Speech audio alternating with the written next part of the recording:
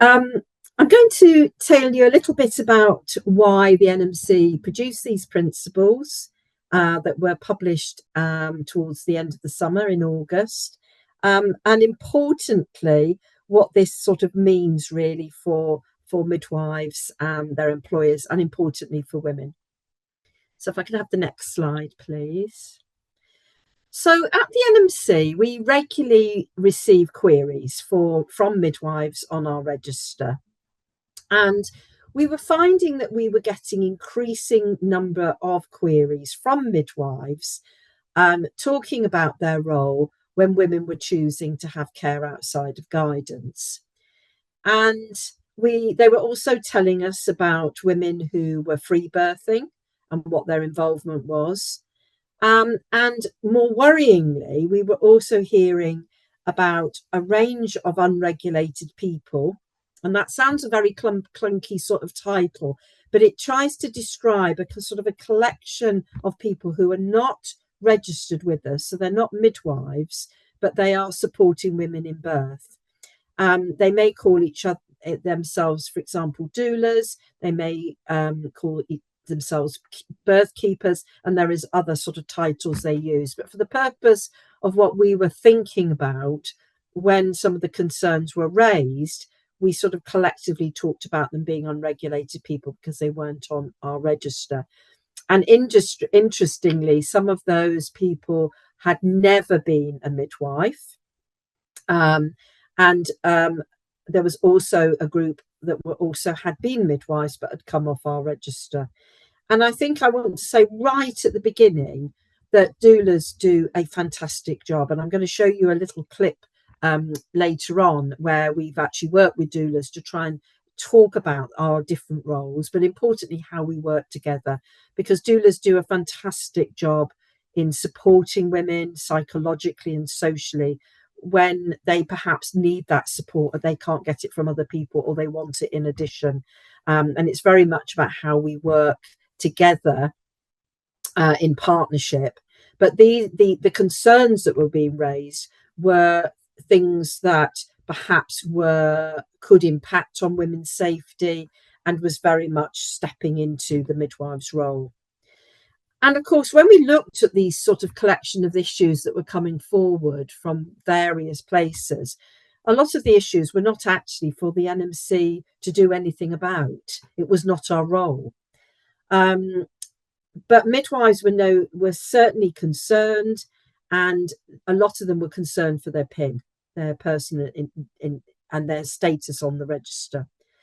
And then, of course, there were some other issues raised that where a baby is born and the midwife was not present, what happens to the birth notification? And for those of you who are dialing in today from overseas, in the UK, the midwife, when they actually do all their paperwork to gain NHS numbers so that they can access NHS care, they're automatically now completing a birth notification to the registrar. We used to do that manually, but it's all sort of done automatic.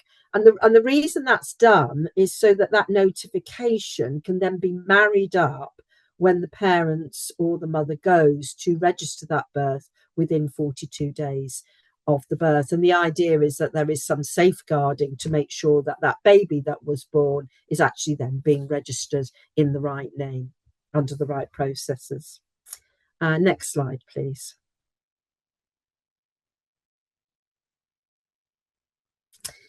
So what this was sort of raising for us is that some of the things that people were reporting us was potentially going against Article 44 and 45. And these are our rules under the Council Order of 2001.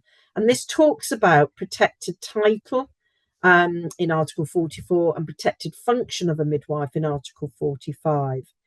And in this country, UK, midwifery is regulated as a distinct profession.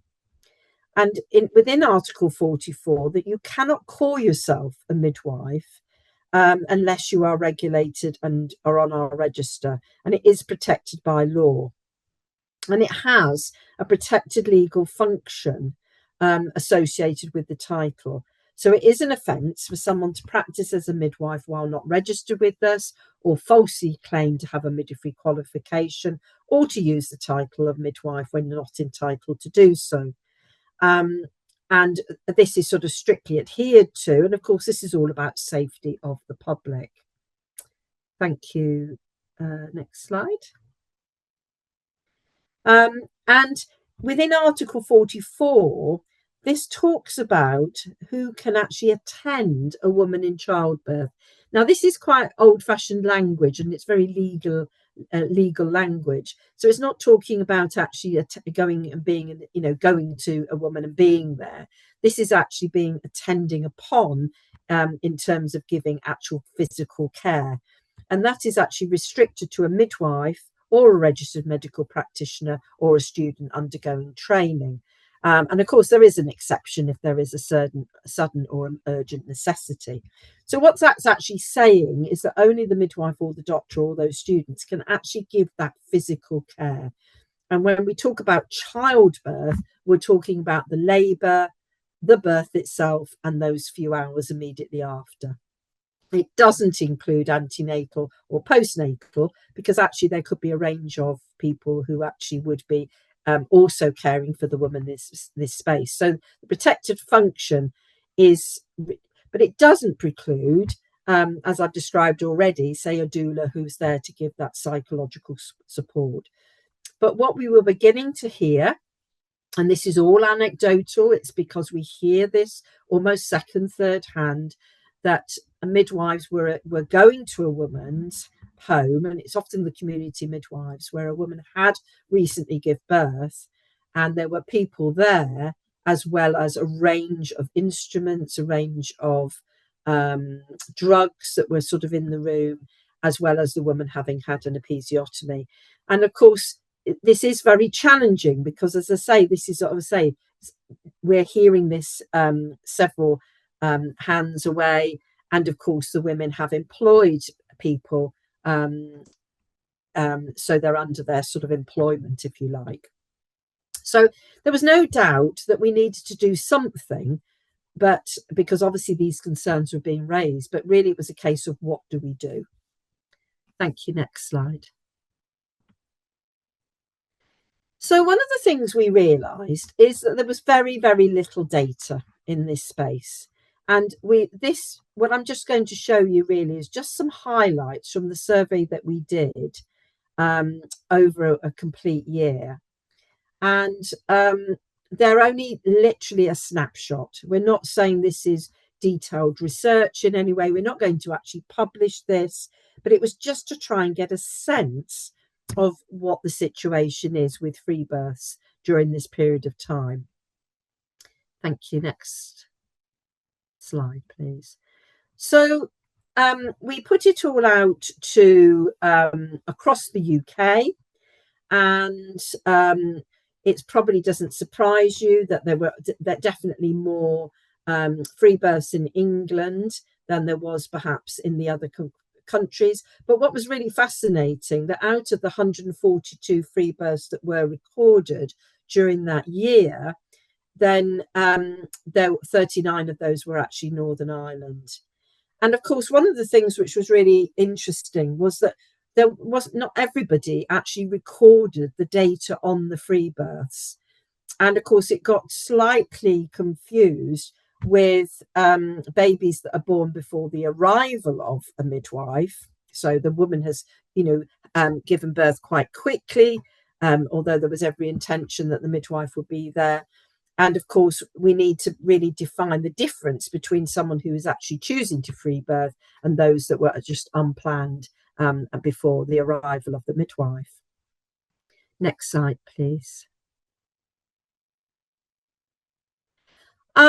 So one thing we found from this snapshot of some of the survey was that there was definitely a higher proportion of women who did receive antenatal care than those that did not, which is interesting in itself, because that means that these women were not necessarily unknown to the trust or the health board. But again, not all of the free births had that information. But there were some information about where 53 out of the 24 free births were planned and intentional, but the women did receive antenatal care. 24 out of the 124 births were planned and intentional, but they didn't receive any antenatal care. There were some that were home births, but then they were planned home births, but then they only asked the midwives only to provide care in an emergency. So that very much was up to their request. And then there was a slightly more, an interesting fact that out of those 124 free births, they were actually planned to be home births. But when it actually came to the time of going into labour and birthing, the organisation was unable to provide a midwife to attend. And there was various reasons for that. Nearly half did have doulas in attendance, and there was also other people that were potentially providing medical or clinical care, but were not necessarily regulated. Next slide, please. We also asked whether any outcomes were recorded for the free births, and 2/3 of the free births that had been recorded did record outcomes, and 65% of those 92 free births recorded no complications at all, but 16% did have some maternal health complications such as hemorrhage or infection, and 16% recorded neonatal health complications such as low APGAR score and injury, and 3% recorded some psychological outcomes such as birth trauma, mental health concerns. There were other outcomes such as undiagnosed breech, shoulder dystocia, there was a stillbirth and 2 neonatal deaths. And whilst it is not illegal to have a free birth, it's not necessarily a safeguarding concern. Within 17% of the recorded free births, they did lead to a safeguarding referral because a disclosure of concerns had been made. Next slide, please. So what did we do? Well, having got that sort of data ongoing, we held a stakeholder meeting in last year in June, and really trying to discuss the way forward, because there was a lot of concerns, and it was a mixture, as you can see, of issues around free birth, unregulated people, other related issues. And we pulled together the stakeholders from very senior leaders across the UK, including the chief midwifery officers and the Royal Colleges, an obstetrician. Importantly, we needed service user voice. We had safeguarding lead, birth rights, Doula UK, and also the ambulance service and the police. And you might think, gosh, why on earth did they bring all these people in? Well, of course, the ambulance service are very much involved when maybe a free birth takes place and perhaps the trust or the health board is unable or is not willing to send a midwife out, and they are advised to call an ambulance. And of course, in the UK, you wouldn't necessarily get a highly trained paramedic.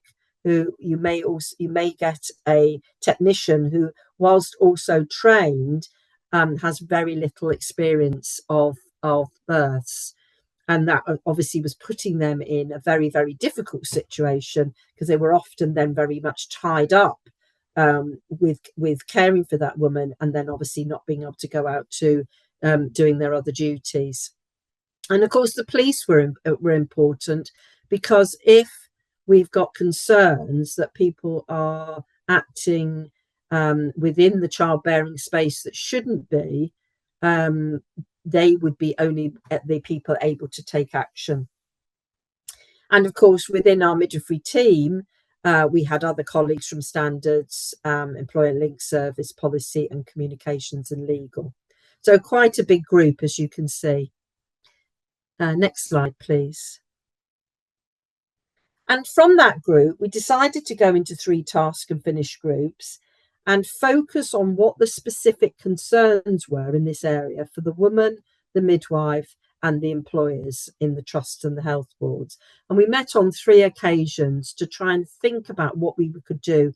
And by this time, we were beginning to think, well, actually, this isn't just about free birth. This just isn't just about women who are asking for things outside of guidance. This is actually, what choice is it for all women, and what could these principles very much align to that? Next slide, please. So we brought those principles together. They were published in August. I think it's important to say that they aren't a guideline. They're not going to give real specifics, which in some respects was just what midwives were asking for.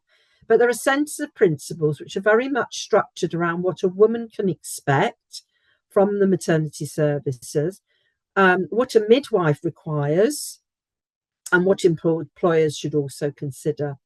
And absolutely at the heart of these principles are the women's views, preferences, and decisions based on receiving evidence-based advice and information so they can make those choices. One of the things that we were hearing from midwives is that often the policies and the guidance within their trusts and health boards were perhaps in conflict with how they should uphold the code and their standards of proficiency. So what we're really hoping now is that conversations are going on to see how these principles can embed within the guidance, and ensuring that things are not in conflict with a midwife's practice. Next slide, please. So these are the principles.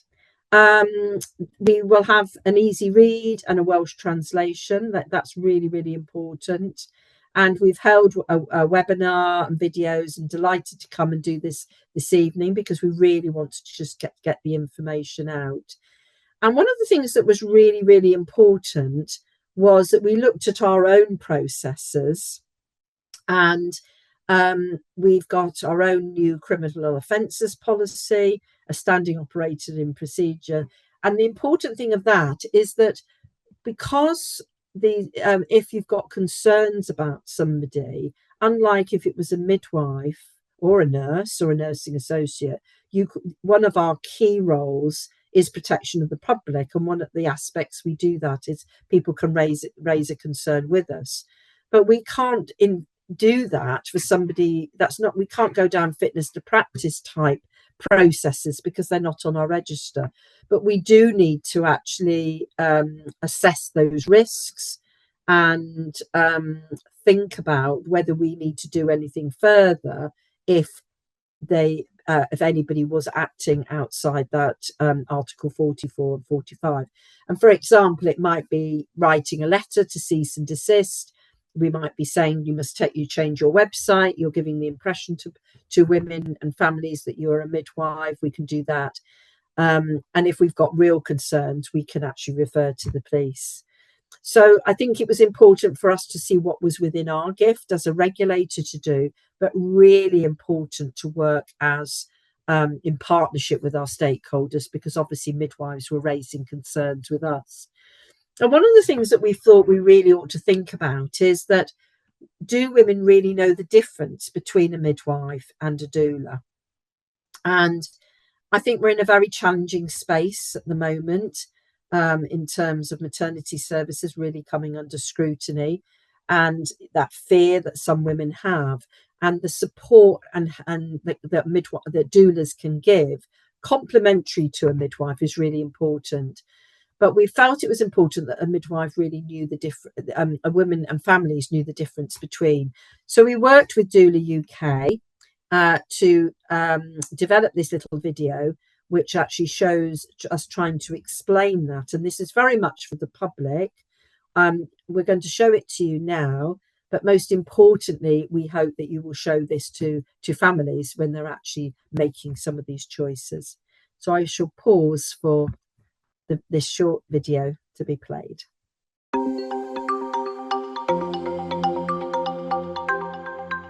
So at the NMC, we were getting a lot of queries from midwives, generally concerned about their role when women were making some choices around free birth, care outside of guidance, concerned perhaps about how they work with doulas and what their role was.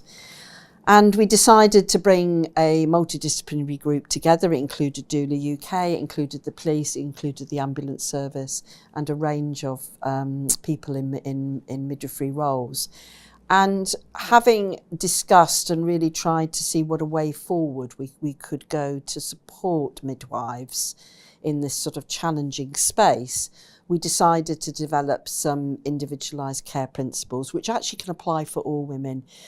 And they are divided into 3 sections, and it talks about what the woman can expect from service in terms of the sort of care, as well as being helpful advice to the midwife as to what they should expect and what their role is here, as well as the trust or health boards, and importantly what our role is sort of within the legislative framework. So we hope these principles will really help as women are sort of navigating some of these challenging times and making decisions, and ultimately work much more collaboratively together with everybody who's in this space.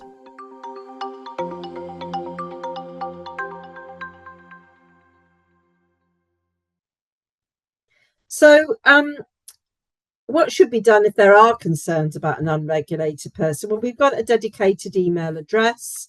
Those concerns will be investigated. They may contact the individual, and if it really produced that high threshold, we may have to refer to the police. And I think that was probably my last. Yes.